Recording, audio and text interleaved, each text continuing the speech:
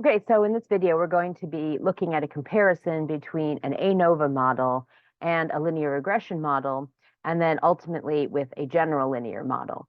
Now, it turns out that ANOVAs are, in fact, a kind of linear model, and we're going to be able to use a variety of different functions in order to obtain similar results.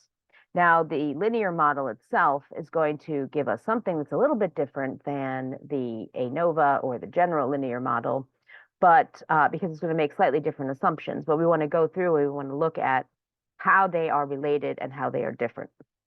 So we're going to start by going through a ANOVA analysis of a particular data set, and then we will extend that analysis to our linear model and our general linear model.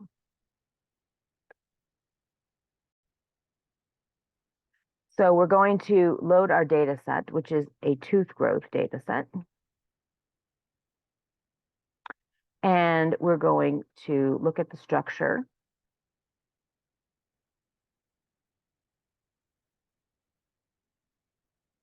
And we can see that we have 3 variables, and those are the variables. One of them is a factor variable. These are information that is provided in terms of 2 different factors that were given. So it looks like orange juice and then vitamin C were the 2 variables. And we're going to look at the entire data set.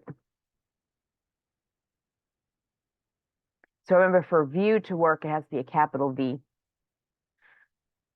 And so we get this data set, the supplement that they were given, vitamin C versus orange juice. They're listed here in our structure as alphabetical order.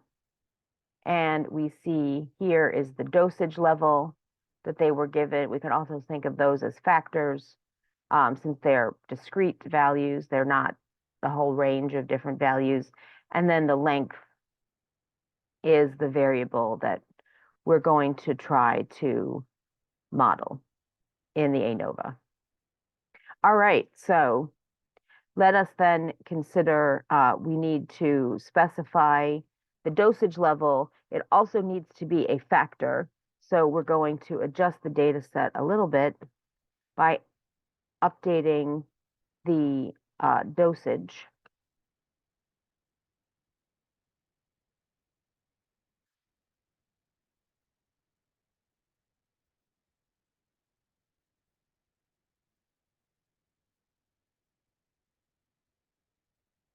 So if the levels are already 0.5, 1.0, and 2.0, then we are going to label those as low,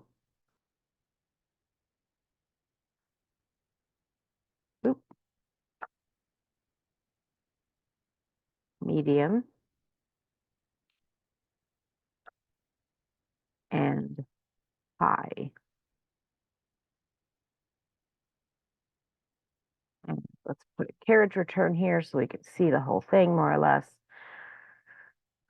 So again, we're adjusting our as a factor. We're taking our numerical levels that we've been given. These are probably quantities, grams or milligrams or whatever. And then we're converting them into labels, low, medium, high, so that they're factors. And then we can view the data set again to make sure that that has gone through. And so now instead of 0, 0.5, 1.0, and 2.0, we have low, medium, and high. Now, ANOVA needs to operate on factor variables and then predict a numerical variable. So we're going to model the length as the supplement, and we're going to look for any interactions.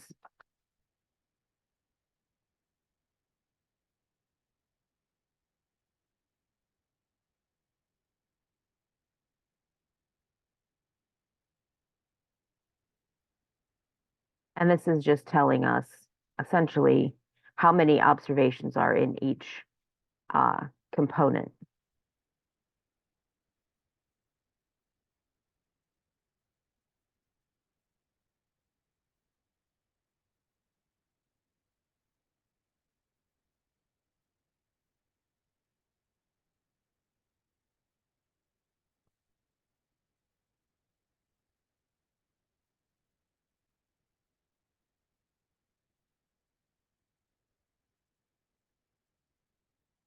So we can see this output here. They're telling us how many are in each piece of our data. So there's 28 that are orange juice and 58 that are vitamin C. We have 20 low, 20 medium, and 18 high. And for the interactions of the vitamins with the supplements with the various levels, we see that everybody has 10 in each category except for orange juice has only 8.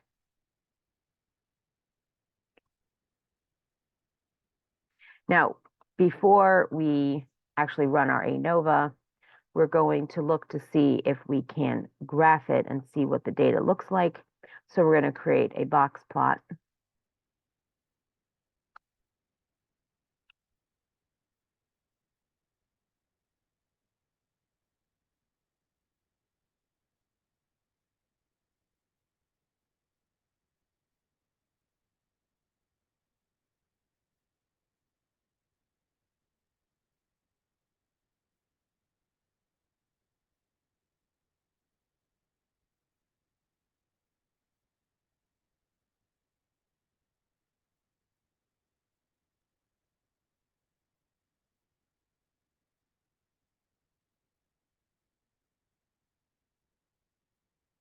And so we can see these are actually the interactions. It's not just orange juice versus vitamin C, and it's not just low, medium versus high. This is orange juice low, vitamin C low, orange juice medium, vitamin C medium, orange juice high, vitamin C high. So we can see that, at least at the high level, there doesn't look to be a lot of difference, but at the medium and low levels, there does appear to be a bit of difference. So we might expect that we may have some statistically significant variables and some statistically significant interactions.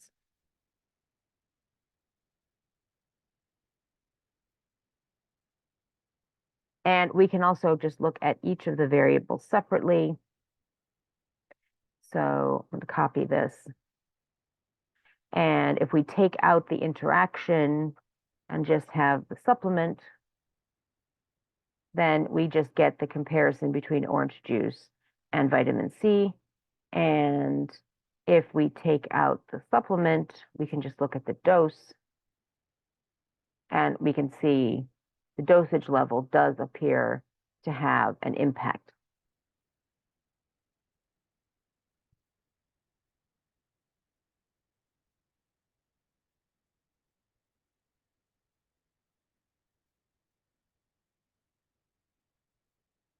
Now we're going to make one more plot.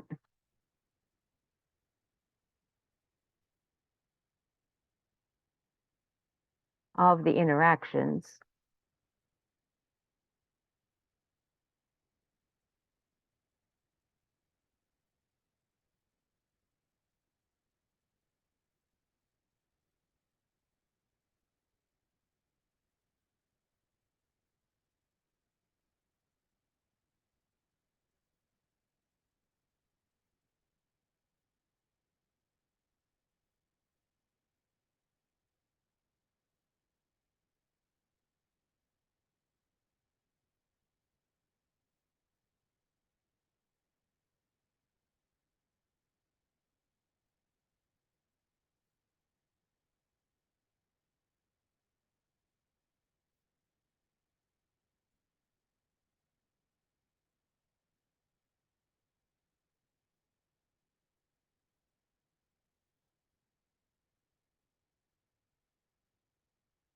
All right.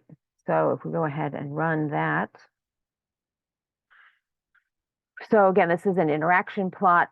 It's plotting the variables, the factor, dose, and the impact on the supplement of the length. And it's just plotting the means of the data and then connecting our dots as you go from dose to dose. So we can see that the interaction doesn't seem to be very large when the dose is high, but there does seem to be a difference when the dosage is low and medium. We can also look at a numerical summary of the data.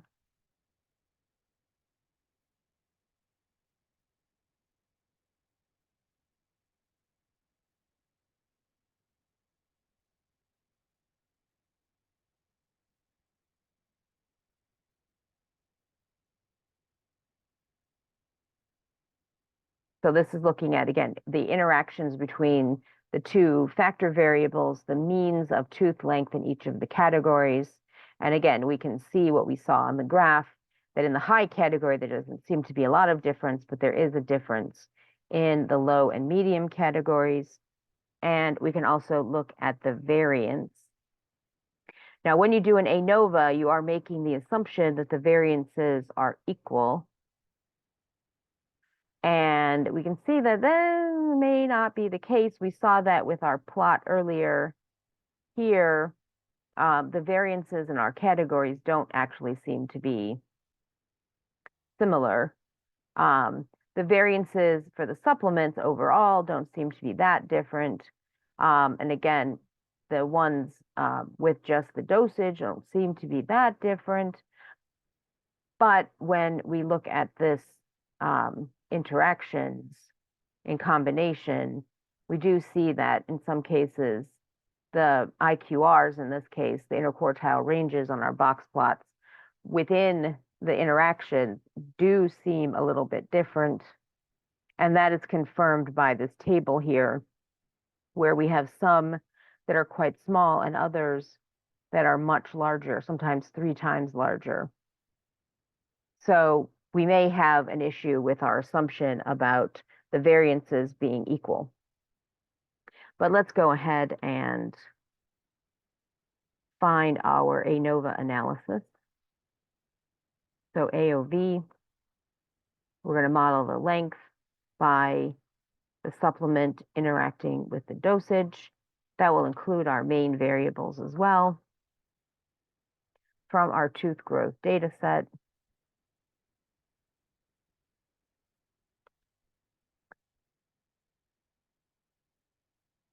And let's print it nicely to our screen.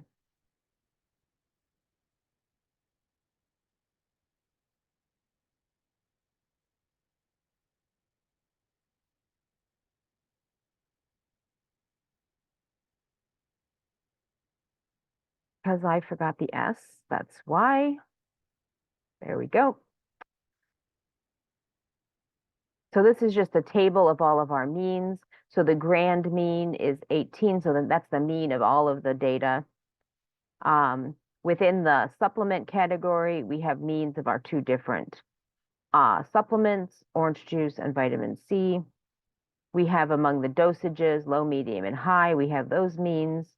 And then the interactions, we have our 2 by 2 table, one that we actually saw earlier, and then the standard errors for the differences and the counts of how many things are in each of our categories. And then we can also, of course, just look at the standard summary results for our ANOVA analysis. And so here we have our typical ANOVA table, our degrees of freedom for each of our categories, for each of our subsets, our main effects, and our interaction effects. We have our sum of squares errors, our mean square errors, our F values for our 3 different hypothesis tests. So remember, we essentially have a hypothesis test for the interaction term. We have a hypothesis test for the dosage level, and then we have a hypothesis test for the supplement type. And the default, the null hypothesis in all 3 of those cases is that the means of all the groups are equal, and the alternative is that the means are not equal. And we can see that the interaction, while it has the highest p-value, is still below our standard significance level of 0.05.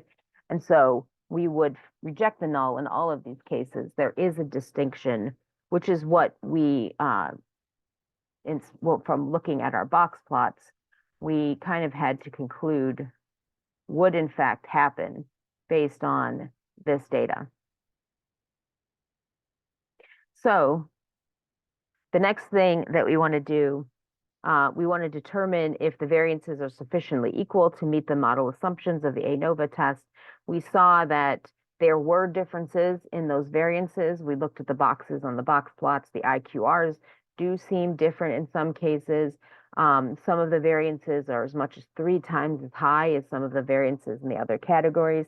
And so we want to actually conduct a test to see if our initial concern is warranted. So the test of variances is called the Bartlett test, and we're modeling length by supplement.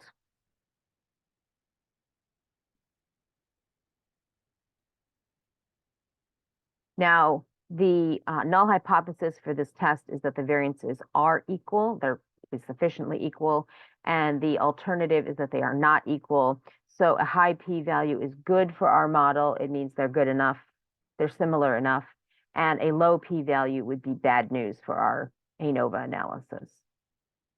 So here the p-value is 0.23 for the supplement case.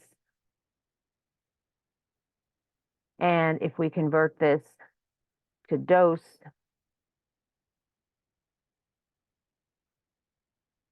it's 0.71. So at least for the main effects, the variances are good enough. We can also extract from our ANOVA model the coefficients. So there is a linear model equation for the ANOVA analysis. In some textbooks, you'll see that the baseline is the grand mean, and then the coefficients are the changes for within each of the categories. How do you get from the grand mean to the 2 categories? Each of the 2 categories separately. But in R, the default coefficient is one of the categories, and then there is a coefficient that gets you from that default category to the other category. So we have to be careful in the way that we interpret it. And here we're going to get an intercept. Again, that's the default, and then the supplement VC, so it looks like the default is the orange juice. And so to get to the VC category, the vitamin C category, then you would go down from the orange juice value. The dosage default would be low as the default, since we have medium and high coefficients here. So again, this would be low orange juice. And then to go up from there, to go up the main effects for medium, then you would add 9, and the dose high, you would go up from the low, you would add 12.83. And then we have these interaction terms. They go down a little bit in the interaction between vitamin C and the medium dose, and then they go back up again for the vitamin C and the high dose. And we can also do a Tukey analysis. So we may need to re-upload. Oops. Sorry about that. Wrong key. We may need to reload our multi-comp view package in order to get to our Tukey HSD.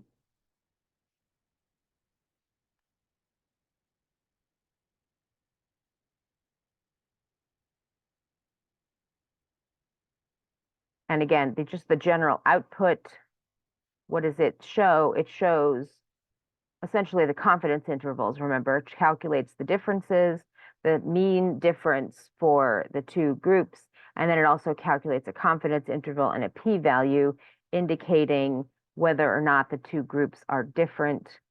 And we can see that there are some interactions, like the difference between orange juice high and medium, don't meet the p-value threshold. Orange juice or vitamin C high and OJ medium, they don't meet the threshold. There's basically no difference between the two high categories, but in most of the other categories, we do see that the p-value is low, and we really only need one of these to be less than 0.05 in order to justify the interaction term to be existing. And then, of course, we can also plot. Again, we don't want to do it on the console. We want to do it up here. We want to plot these results. And we get our interval plots. So the difference between OJ and vitamin C, again, we can see no zero here, so that is a statistically significant distinction. Again, here's our difference for the comparison between the high and the medium and the low. And then the one in the middle would be the high and the low. And you can see, again, no zero on the graph. And so they are, again, statistically significant in all cases. And then here, we do have a couple, again, we saw from our table here, that where the confidence interval is going to overlap about 4 of these values with the 0 line. So we had 4 values that were had p-values that were above 0.05. And so those are the same categories we have here. And then all of the others fail to overlap with 0. And so those differences are statistically significant.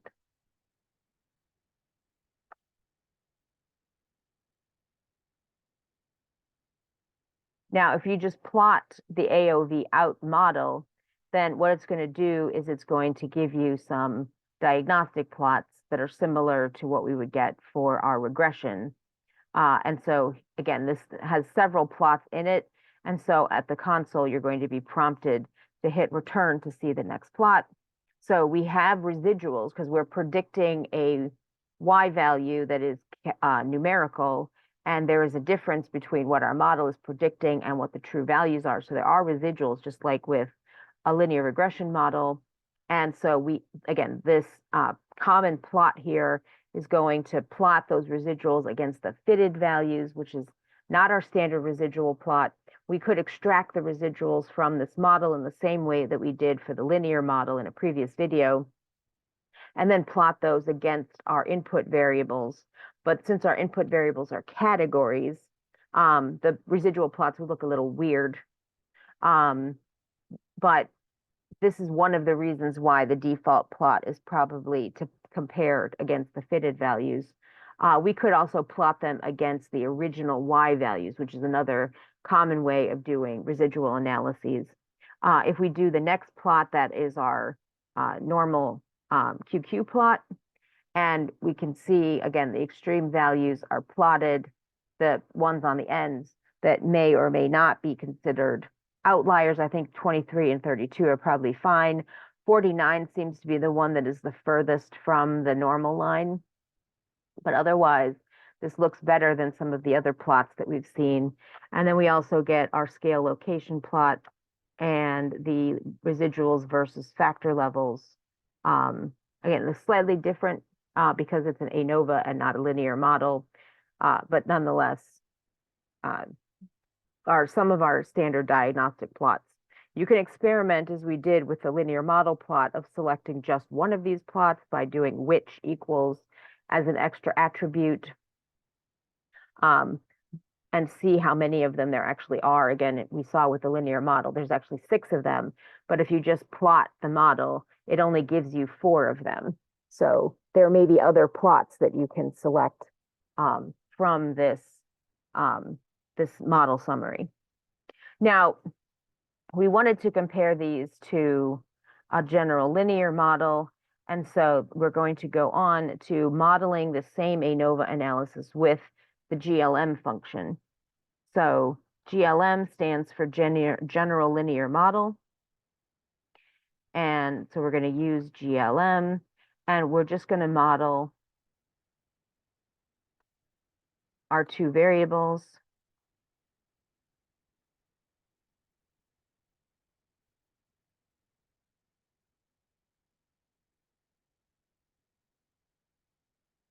And then we're going to summarize it.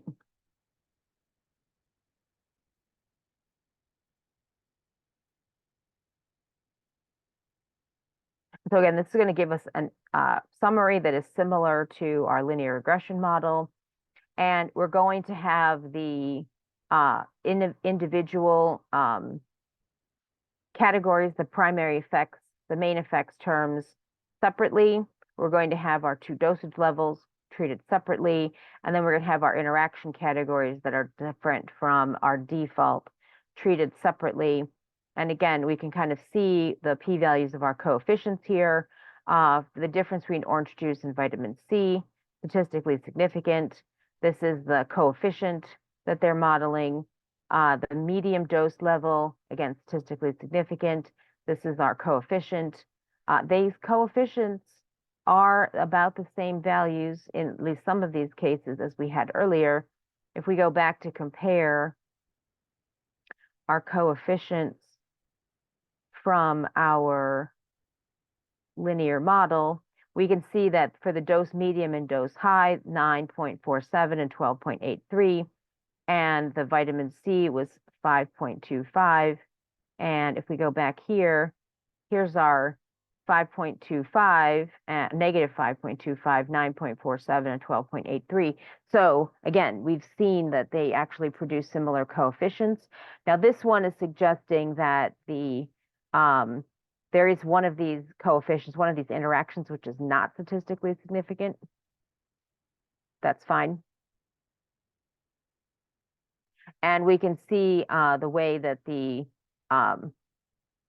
it gives us an AIC value, and it gives us some other model diagnostics that we can use. They're a little bit different from our previous output, but they still are giving us some kind of information about the quality of our model.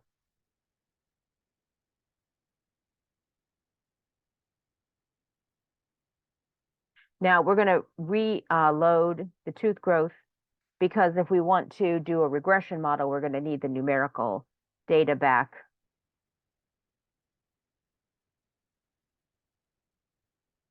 And so that's been updated.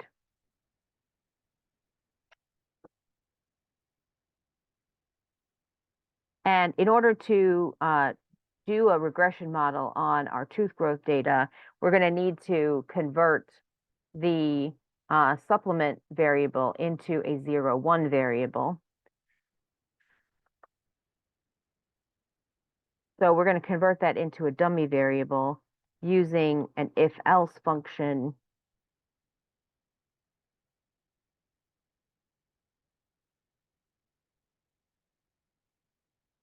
If it's equal to orange juice, then we're going to turn it into a 1. And if it's not, we're going to turn it into a 0.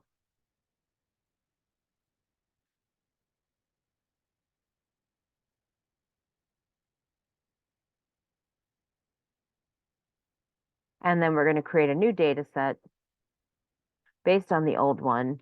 And we are going to attach the old data set to our new dummy variable. And then if we view the new data set, close out the old one, and then run this one, we see that everywhere there's a VC, a vitamin C, that's a 0. And when we scroll down to orange juice, those are labeled as 1. So we can use the dummy variable 0, 1 in our regression model. So we also have the old dosages. Remember, they're numerical. So we're also going to use those as numerical variables in our regression model. So GLM dot out 2. So this is our second GLM model, where our variables are not factors now. They are actually numbers. So we're going to use our dummy variable for the supplement and the interaction with the dose. in our new data set. And then we're going to run the summary.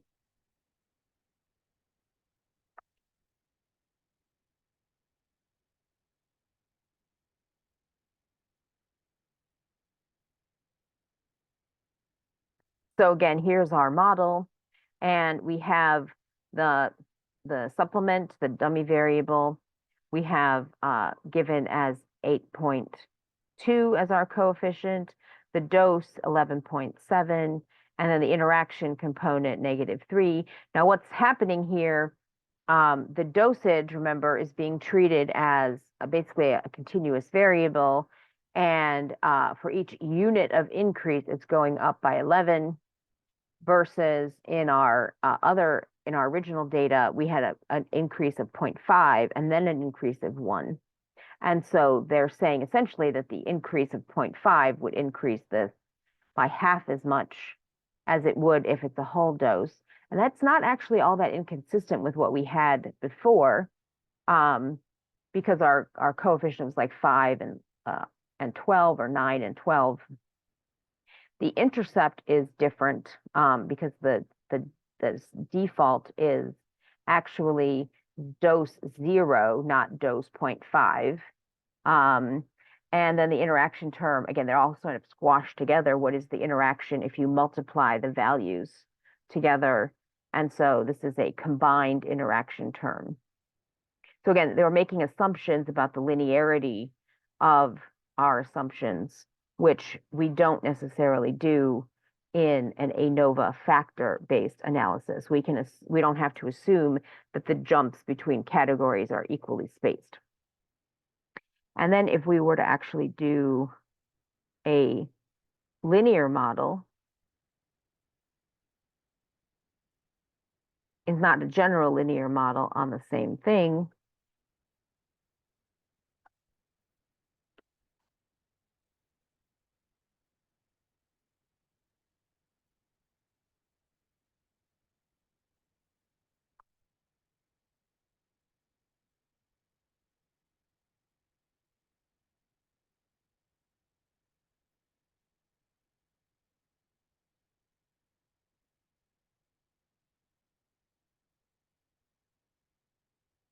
Then we can see that, in fact, we get exactly the same coefficients that we got for the general linear model. So the power of the general linear model in this context is that it will essentially perform an ANOVA analysis if your input variables are factor variables, and it will output a model that is consistent with the variables that you have available.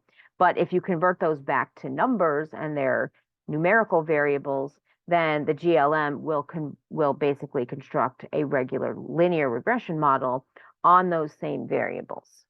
So the GLM can be used in several different contexts and produce appropriate analyses, appropriate linear models for the variables. Now, it might be interesting to experiment with to see if you have some categories and some numerical variables, what the results of that would be. So if we hadn't changed our supplement variable into a dummy variable, 0, 1 dummy variable, what would happen if you ran the general linear model with one factor variable and one numerical variable?